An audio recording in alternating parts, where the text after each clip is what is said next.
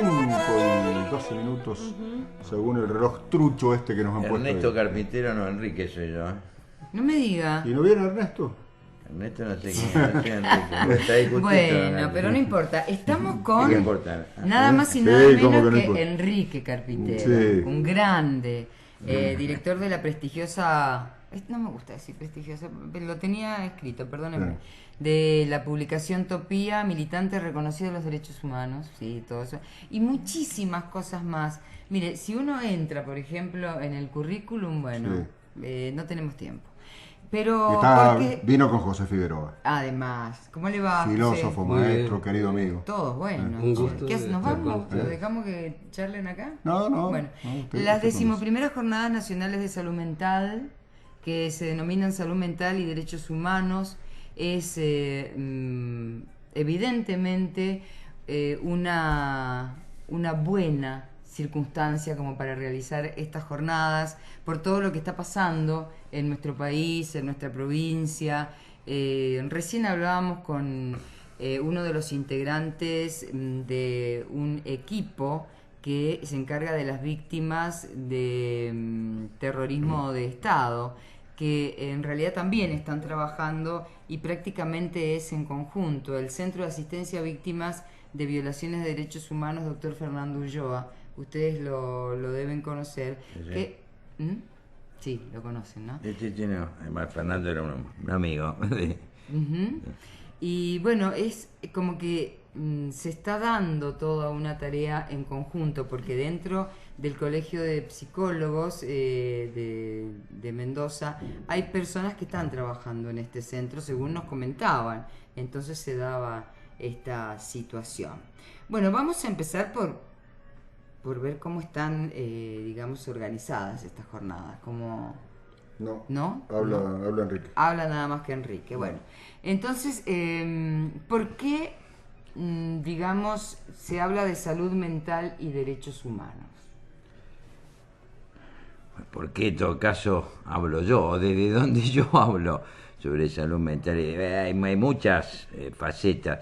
Pues creo que una de las cosas que es necesario poner eje cuando hablamos de derechos humanos, que no es tan solamente la falta de derechos humanos en nuestra historia, sino también están hoy en el presente, y en el caso de esto que se llama el campo de la salud mental, habría varios temas. Es decir, uno de ellos es la necesidad de rescatar esto del derecho a la salud, es decir, el derecho a la salud que implica cómo poder pensar un sistema de salud, y en esto no me refiero solamente al campo de la salud mental, sino en general, porque bueno, la salud mental forma parte del conjunto de la salud, como pensar un proyecto de salud que sea equitativo y igualitario para el conjunto de la población. Me parece que este es un tema central. Si hacemos toda una historia, es decir, acá hubo un cambio fundamental. Por un lado, a partir de la dictadura militar, donde lo que impone la dictadura, además de todo lo que ya conocemos, las desapariciones, que no solamente fueron desapariciones de personas, sino desapariciones de proyectos alternativos al campo de la salud mental, lo que impone es un proyecto de privatización, que esto se consolida en los 90. En los 90 se consolida toda la privatización en todos los campos, pero bueno, en el campo nuestro, la salud mental, lo de la salud, se consolida un proyecto donde todo lo que tiene que ver con la salud pública queda dejado de lado, queda abandonado. O sea que el Borda sería un resultado de todo eso. Sí, digamos, la historia del Borda, bueno, ahí tenemos que ir Es como atrás, un capítulo ir allá atrás. aparte. Yo hoy lo decía en la jornada. Bueno, la historia del proyecto de la generación, o sea, cuando se crean acá las grandes estructuras psiquiátricas es a fines del siglo XIX. En 1920 había un doctor que era en ese momento director del Borda, tipo conocido en esa época, González Bosch, que él ya hablaba en esa época del desastre de los manicomios, Ajá. 1920. O sea, si hablamos del Borda, estamos hablando cómo hay estructuras que han pasado más de 100 años, más de un siglo y siguen estando igual. Sobreviven. Eso, claro, siguen estando igual. Pero este es un tema. El otro tema es que conjuntamente con estas estructuras manicomiales, ojo, hay otras estructuras manicomiales que no son públicas, que son privadas. Es decir, también hay manicomios privados. ¿Y tienen la misma lógica? Y que tienen la misma lógica. Tienen la misma lógica, es decir, la pastilla. manicomial, que es, bueno, que es el tema de la... Doparlo, digamos, el tema de la medicación. yo cuando hablo de esto, es decir, de la medicalización, siempre que hablo de esto, digamos, todo el mundo piensa que yo estoy en contra de la medicación. En absoluto, yo trabajo con pacientes, la medicación es importante, todos los desarrollos en neurociencia, en psicofarmacología, han sido importantísimos, lo cual hoy permite trabajar con ciertas patologías que en otra época eran impensables, es decir, para trabajar. Entonces, la medicación es importante. Ahora, la medicación es importante en la medida que esté dentro de un proyecto terapéutico. Cuando hablamos de la medicalización, estamos hablando del consumo básicamente de psicofármacos en forma masiva, donde la gente o se automedica o se la medica, pero sin ningún proyecto, digamos, terapéutico detrás. Es decir, la medicación sirve, digamos, bueno, si uno se sube, la medicación la baja, si uno está abajo lo sube, si uno no puede dormir, duerme, pero, como digo siempre, atrás? ninguna pastillita me va a solucionar el problema que yo tengo por el cual no duermo. Claro. Entonces, si ese problema no me lo soluciona, o bueno, se va a desplazar por otro lado. Entonces, por eso hay una complejidad de cosas donde no podemos reducirlo, o sea, 2 más 2 son 4, donde por otro lado, es decir, el tema aparece que, bueno, ante la gran incertidumbre que hoy implica vivir en este planeta Tierra, no solamente acá en la Argentina, sino en el mundo, es decir, hace que la gente necesite creer, en este caso necesite creer en una pastilla mágica. Es decir, de hecho, cuando va a un médico, si le pide que le dé un medicamento, si no le da un medicamento, dice, no sirve para nada. Entonces hay un círculo vicioso. Y sobre esto, obviamente, se asienta, es decir, la gran industria farmacológica, que es una de las industrias más poderosas en el mundo. Carpintero, hay un aspecto que a mí me parece que, no sé si lo están tocando en las jornadas, ¿no? ¿Jornadas son? Sí, jornadas. Sí, son jornadas. Si lo están tocando en la jornada o no, pero que a mí me parece que es esencial, por lo menos para mí, conocer su visión. El tema del derecho humano del paciente. Sí. Y cuando me refiero al derecho humano del paciente, bueno, el caso tal vez más explícito, o el ejemplo más explícito de haber sido el Borda, y los manicomios adyacentes, podríamos decir así. Pero también me cuentan amigos que son psicólogos y que han asistido a testigos de los juicios por delitos de lesa humanidad, como la importancia que ha tenido esa asistencia para los testigos, para desbloquear su testimonio, para poder... ¿Cómo juega el tema del derecho humano del paciente en este caso, según su óptica? A ver, ¿cómo sería? Estrictamente, ¿qué sería en este caso? A ver, ¿cuál sería el rol, ¿sí?, consciente de un profesional frente a un paciente para respetar el derecho humano del paciente? Bueno, acá se juegan varias cuestiones. Si lo hablamos a nivel profesional, se juegan cuestiones éticas de cada profesional. Ahí tendríamos que verlo. Por otro lado, si lo hablamos a nivel, digamos, social o de la comunidad o de la actual sociedad, bueno, por ejemplo, nosotros tenemos hace un año, ya se va a cumplir un año, se sancionó una ley nacional de salud mental. Uno de los puntos centrales de la ley nacional de salud mental es el derecho humano de los pacientes. esta Ley Nacional de Salud Mental tiene un año. Hay una ley similar, muy parecida en sus fundamentos, que es la Ley 448 de la Capital Federal, de la Ciudad de Buenos Aires, que se sancionó hace 12 años y se reglamentó hace 7. Y las propuestas básicas de estas leyes, de esta ley, o sea, la 448, después de tanto tiempo, es decir, no se llevan adelante. Por ejemplo, y esto lo sabemos, ninguna ley, ningún papelito me va a modificar, es decir, lo que ocurre. Entonces, cuando hablamos de los derechos humanos de los pacientes, por ejemplo, tomamos del Borda, este invierno los pacientes del Borda estuvieron sin gas. Y tomamos el Borda como el ejemplo, pero bueno, hay muchos manicomios en el país, ¿no? Si bien el Borda es como el ejemplo paradigmático, es decir, son pacientes que han quedado como fuera del sistema por varias cuestiones, y de familiares porque lo han dejado, o sea, yo siempre digo, en esos lugares la gente está ahí, para hablar así simple, sencillo, por loca, pero fundamentalmente está ahí por pobre. Este es un elemento central. Son como guarderías. Son depósitos, que una guardería se lo cuida, Claro. Son depósitos, y así fue pensado cuando hablamos allá en el siglo XIX, fue pensado así. Claro. Es decir, era toda la concepción positivista, donde ahí, digamos, era toda la concepción a partir del positivismo, en la cual ahí iba. Es decir, aquellos que eran pobres, los inmigrantes que no se integraban, entonces se los metían en lugares de encierro dentro de la lógica del siglo XIX. Hoy tenemos otra lógica, obviamente, pero en el fondo es esto. Ahora, ¿cómo se va a respetar un derecho humano donde, bueno, también ese paciente se hace una externación? ¿A dónde va a ir? ¿De qué va a trabajar? ¿En qué condiciones? Bueno, hay una serie de cuestiones, es decir, complejas, que tenemos que tener en cuenta en relación a este tipo de problemática. Es decir, hoy hay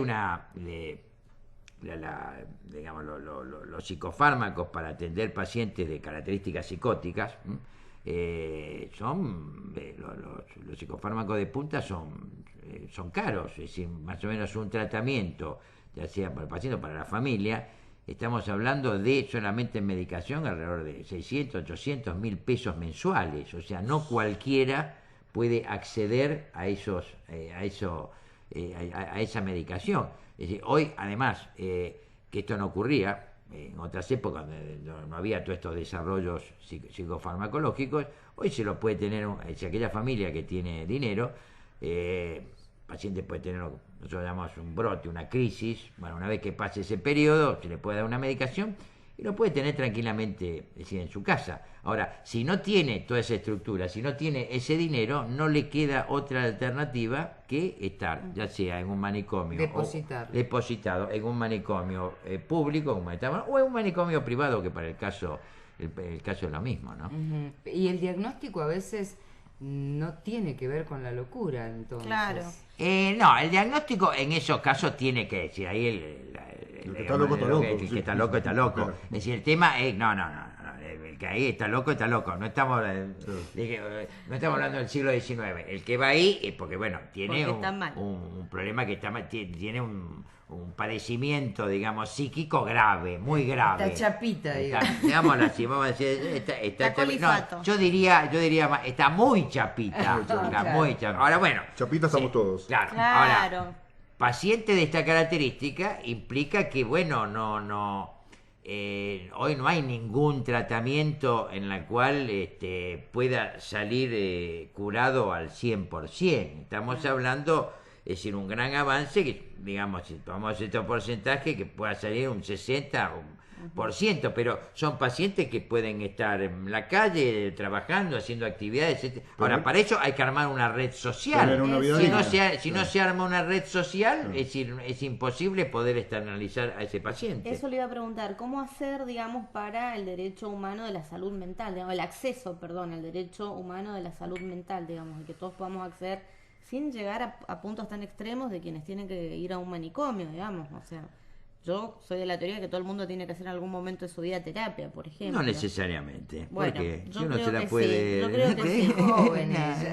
Yo creo Ya que se sí, le va a bueno, pasar. pero digo, No independientemente necesariamente, no de eso, necesariamente. digo,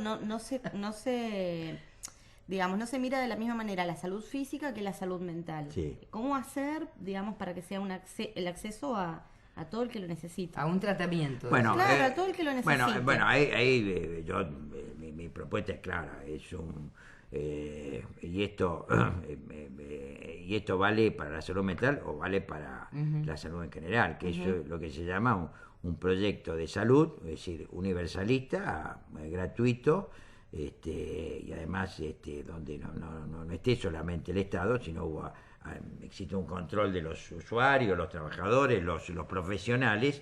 Esto tiene un nombre que se llama la socialización de la salud. Claro. Y cuando digo esto, vamos a ser claros, esto no implica socializar el conjunto del país. No, se puede hacer No. esto y hay ejemplos muy claros en el mundo. ¿Qué Es decir, ejemplos? por ejemplo, es decir, Inglaterra, por ejemplo, en gran parte, Francia en gran parte, y el ejemplo más claro es en Canadá. Es decir, en la parte inglesa de Canadá la salud está absolutamente socializada. No existe prácticamente salud privada. O sea, Yo y lo es más conozco, barato, lo me conozco no en imagino. teoría, sino Ajá. lo conozco porque viajo. Sí. Lo que acá llamaríamos un hospital público de allá, un hospital privado de acá es un porotito. Está absolutamente privatizado. Socializado. Socializado. O sea, que hay una Ahora, inversión ¿esto del qué Estado. implica? Esto que implica que el Estado, yo no me acuerdo, pero creo que más o menos el porcentaje de impuestos a cada uno le saca alrededor del 40%. Pero uno tiene salud, educación y vivienda de un primer nivel.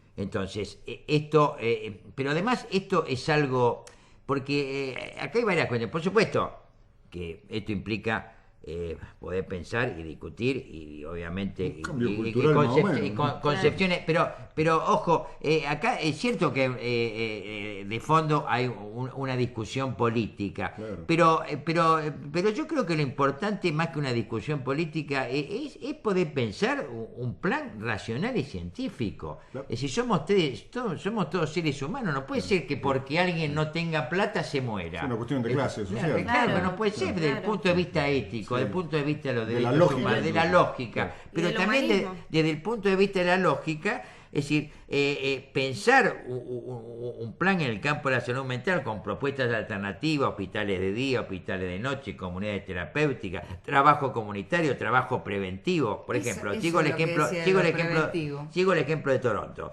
Es decir, allí cada 2 o 3 manzanas hay un centro de salud mental. De salud mental. De salud mental, donde yo puedo contar experiencias que he tenido de gente conocida, por ejemplo,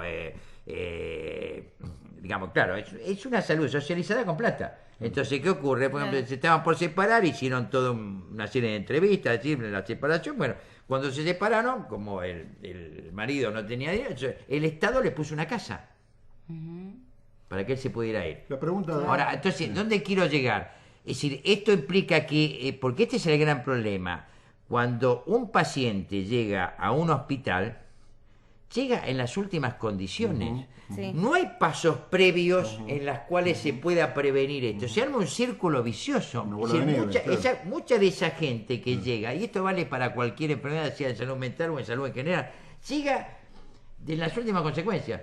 Muchas veces hasta porque no tiene dinero para comprarse Para llegar, para un para llegar, colectivo, claro. o porque pues, está en un trabajo donde no puede pedirse. Entonces, no hay, es decir, es un trabajo preventivo, un trabajo escalonado. comunitario, Sí. es decir, que pueda permitir todo lo preventivo. Se nos va el tiempo, Bien. se nos fue el tiempo, pero Bien. dejo una sola pregunta.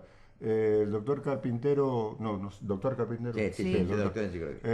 decía que de repente el 40% de impuestos. Alrededor de hecho, sí, en Canadá, sí, en sí, Canadá. sí, sí. ¿Vos te pusiste a sacar cuenta, vos y yo que tenemos edad suficiente, cuánta guita se nos va en salud? Claro, ¿No exacto. se nos irá alrededor del 30, Más o 40%? menos. ¿Cuánto se paga un prepago hoy? Claro, por eso Claro. digo. Por eso digo que Un si fuera prepago preventivo... que además cuando uno cumple 65 años lo aumentan más y después lo Claro, echan. O sea, uno estuvo sí. apertando y después Exacto. cuando más lo Ese- ese- necesita llega una exactamente. determinada que lo echaron. La lógica de la ilógica. Es la lógica del capital, yo diría. De la ganancia donde lo único que predomina es la ganancia. Porque la salud no es Bueno. un bien social. Exacto, no es un bien social. ¿Sabe, a Falta dónde una- va? falta política de Estado. ¿Sabe a dónde vamos? A la quiniela. A la timba. Me parece muy bien. Muy bien. Gracias, No, doctor. no hay por qué. Gracias, José. No hay de qué.